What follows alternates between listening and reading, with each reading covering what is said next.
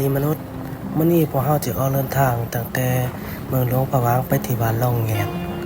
ระยะทางจากหลวงพะวางไปบ้านล่องแงดประมาณ60กิโลเมตรพอเขามาฮอดบ้านเขาเจ้าอากาศจะเย็น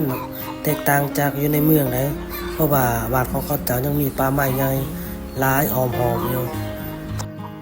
พอเฮาสังเกตเบิ่งแต่ละหลังคาเรือนมันจะมีต้นมะม่วงทุกๆหลังคาเรือนเลยสังเกตเบิ่งโดดประชาชนอยู่เขตนี้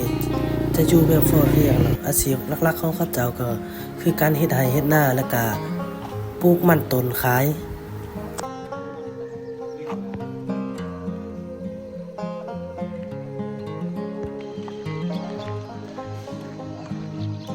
บ้านประชาชนบ้านล่องแงดมันจะมีสองชนเผ่าน่ะมันมีกุมุกับละมงมันจะปนกันบ้านนี้สัญญาณก็บ่มีเลยไฟฟ้าก็บ่มีแต่ว่าใส่ไฟโซล่าร์เซลล์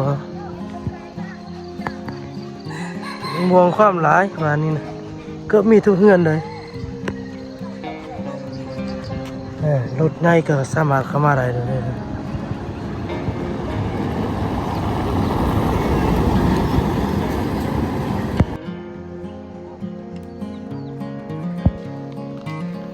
สำหรับข้าพเจ้านี่มักในอากาศแบบนี้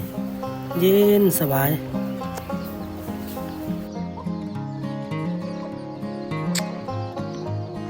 อากาศโคตรดีเลย